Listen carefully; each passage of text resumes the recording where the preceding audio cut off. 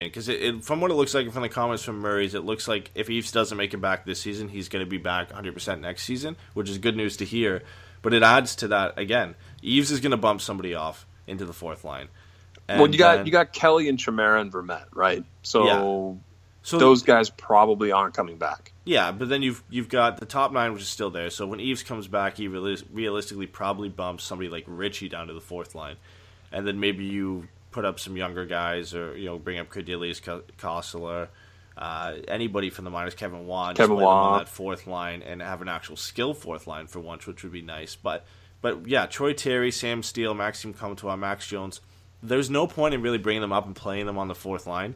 And then again, there's no point in bumping any of the guys in the current top six down to the fourth line. But it leaves the Ducks in a similar position we've seen teams like Detroit in the past, where it's not a bad thing to have to put your guys in the AHL and get some more experience, even if they are almost ready to go. It's extra experience. And I'm kind of on the same page as you are with Troy Terry. He hasn't had big boy experience. Like you said, he had a good World Juniors, but what he's really remembered for is the shootout. Other than that, his World Juniors were meh. They were subpar. He's played good in college, but he's also been playing with one of the top prospects outside the NHL in Henrik Borgstrom, who's a Florida Panthers prospect, first-round pick. So that helps as well. And like you said, the Olympics weren't best on best. He had a good tournament, but he was given some very good opportunities in the U.S. top six. So I don't want to get on him too hard, but I think it's going to be tough. And I think there's other Ducks prospects like Sam Steele and Max Jones, and now Maxime Comtois with the way he's been playing. He's been on fire. Those guys all have chances to make the team over Troy Terry. Yeah, we'll just have to see come training camp. My guess is that he's not going to be in front of any of those guys. Not to say he can't make the team, but he's got to come over here and play some AHL hockey, I feel like, before he steps into a role in the Ducks. Yeah, and this next question here kind of goes to what you were talking about, how you were saying Vegas is actually struggling a bit. So Jason, you know Jason well, so Jason asks, with Vegas starting to struggle and assuming the Ducks get into the playoffs, do you think the Ducks can make the Western Conference Final? So that looks like they're going through San Jose or LA, and then obviously going through Vegas in the second round. I don't think they beat Vegas in a 7-game series. I think they have a chance to beat LA. Yeah. I think they have a solid chance to beat San Jose. I think they match up well. The Pacific Division's not the strongest division in the NHL as it used to be. The Central's pretty much taken over that role, I feel like, with Winnipeg and Nashville being just scary, scary teams. But every time that someone has put Vegas' back against the wall all season, we talked about it a little bit earlier on the show, they've come out and won. They come out and win, come out and win, come out and win. I mean, they're still 41-18-5. Yeah, they're 5-4-1 in their past 10, but this is going to be a tough team. They're still going to have the chip on their shoulder. They don't want to lose. They're not going to throw in the towel. They're in first place. I don't think the Ducks go through. I don't think that's going to happen. Yeah, I kind of feel the same as you. No, Vegas did actually lose to the Senators 5-4 today. Hey, we don't need to talk about that. Talk about Vegas struggling a bit. But yeah, I've said since probably halfway point of the season that I was waiting and waiting and waiting for Vegas to slump and get down in the bottom of the standings and kind of move out of a playoff spot. Obviously, that hasn't happened. They added Thomas Tatar at the deadline, which is very saddening for me. But yeah, I no jersey for Eddy. Yeah, I know, but I agree with you. I think they can get through San Jose, and I think they can get through LA. But playing Vegas, especially when Vegas has home ice advantage, so you're going to play, presumably, if you play a 7-game series, 4 at T-Mobile Arena, which is an impossible place to win. The Ducks actually won there, which was miraculous. But I think they could make it close, but beating them is going to be very tough over a 7-game stretch. Vegas is going to wear you down with their speed, and I think the Ducks can make it difficult. But yeah, I mean, even if you win that though, then you go play Nashville and Winnipeg, and it's just a nightmare. So. Yeah, sorry. Yeah, you made it to the Western Conference Final. Here's 2 of the best teams in the NHL. Have fun. Yeah, I don't want to play either one of those teams either. Yeah, can we just go skate straight to the Stanley Cup? That's what we need to do here. All right, getting into the last couple questions here. Not hockey related, this one, but Elliot says, "Is Patrick single because his voice is sexy?" Oh my God. So, this question is directed at you, obviously. So If it's the Elliot I'm thinking of, he's a good buddy of mine, and I don't know. He can text me about that. I'll talk about my personal life off the show. How's that? Yeah. Okay. Well, we'll move on from that one. We'll count that as a pass. That's Elliot funny. That totally caught me is off guard. back, but this time he's back with a hockey question. So he says, "What are the chances Getz and Perry can kick their game up again come playoffs like last season?" And there's a second part, but I'll get to that after because it's kind of a different question. For me, we talked about Getzlaf. He can be that guy he was last year. To be honest with you, that what he ran into was Nashville, and he ran into PK Subban shutting him down. Subban in that role was able to shut off Getzlaf there, and that's what kind of held up the offense for me. And that series was still close. Yeah. I mean, if not for Gibby getting injured, and then, yeah, we all know about Bernier. We don't want to bring up Heartache again from last year because that was killer. But they definitely can. I really think that, like I said earlier, the offense drives through Getzlaf, and I firmly believe that he can carry a team. Now, when it comes to Perry, he's been there for big game, big goals, like we said earlier. So, sure, I would hope so that he could be there for that. But I would rely more on Getzlaf than Perez at this point. Yeah, and I think so. I mean, we saw Perry pick it up in the playoffs last year, and I think playoff hockey, and I know it's so cliche, but I think playoff hockey is Corey Perry's style of hockey. It fits It's him. It's a different game. It's a different season. It's defense and goaltending's at a premium. It's at its best, and goals come by. I mean, they're so close games. Like, all the games are so close. Yeah, I think it fits his style of play better as well. I mean, obviously it fits Getzlaf, but Getzlaf has played well in the season as well. So I don't think Getzlaf can, well, I mean, he can kick his game up higher than he's playing right now, but I think he's already playing at such a high level. You know, it's not really fair to ask that much more from him. But Perry, I definitely think, can use a boost come playoff time. We saw it last year. I think we could see it this year. I think he thrives in those types of situations. So I think that's something we can see. Getting into the second part of his question now, he says, and what is going to take for Silfverberg to get some bounces his way? Oh, my God, that whole line. Kessler hits the post tonight. I mean, Cogliano gets on the board. So we all breathe a sigh of relief there. He's in front. Yeah, shorthanded, so it wasn't out with his usual crew. He's been snake bit. That whole line just has not been the same since Kessler's injury and surgery, rather. And he came back. He's still not 100%. And they were saying he's not even going to be 100% until earliest next season.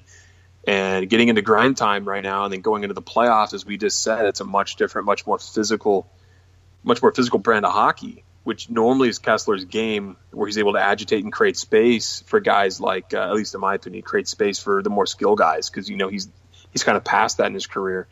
Silverberg's had chances. He just hasn't buried them. It's just not going in for him right now.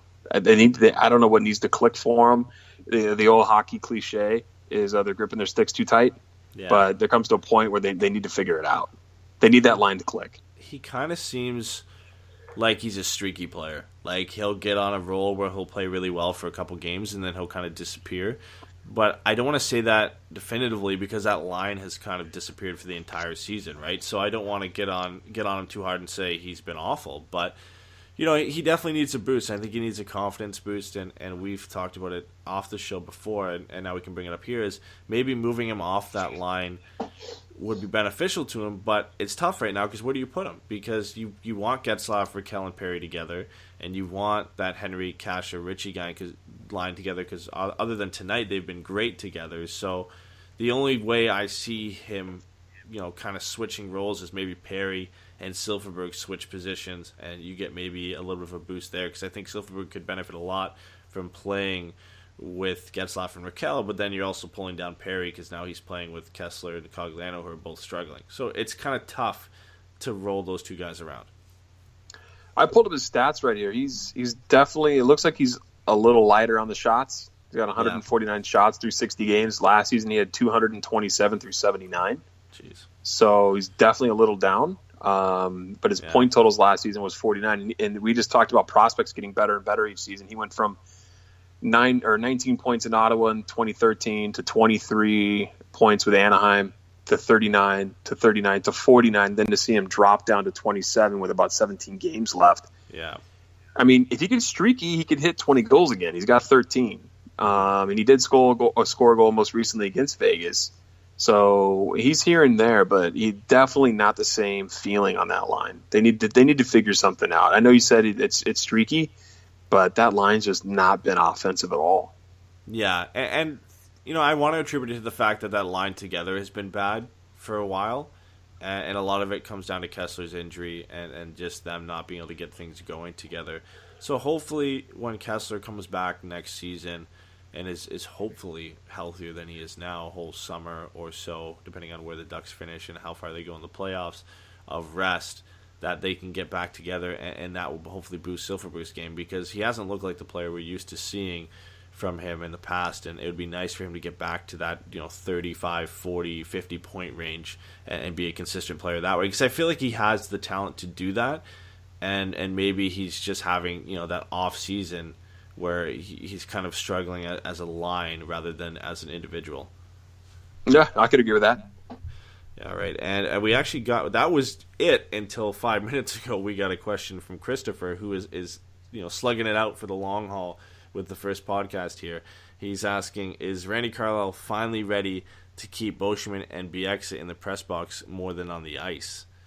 Oh God, I hope so. It looks. I really hope so. And I know that I trash him. I say it every podcast I'm on. I always like preface my what I'm going to talk about with him by saying I know I trash him, but as bad as they've been, some of the fault has to fall on Randy Carlyle and Bob Murray for mismanagement when it comes to their ice time and their deployment in situations and their pairings. I don't think Boschman thought he was going to play this many games. Really, I didn't think that was going to be the case. And I don't think he thought this was going to be the case. But you have Vatanen traded, left a hole on defense. You got to fill it with somebody. Things had to be done. It's starting to come around to where the Ducks are playing really well right now. I think he finally is learning that, but one of them's going to have to be in until next season. I would be shocked if Boschman signs with a contract because he said he's going to retire. Bieksa's really good old buddy, old pals with Ryan Kessler, and as far as I know, he's really, really well liked in Anaheim. So he maybe could get a 1 year, $1 million deal to extend. Mm-hmm. But as great of a guy as he is, I kind of hope that the younger, up and coming prospect get a chance to come in there and slot in.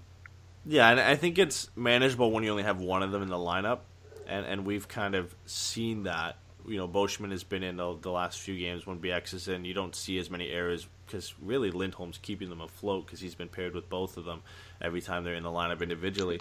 So I think that helps. I still think it's an issue even having one of them in the lineup. I was huge on getting Ian Cole from Ottawa because he'd originally obviously been traded from Pittsburgh to Ottawa.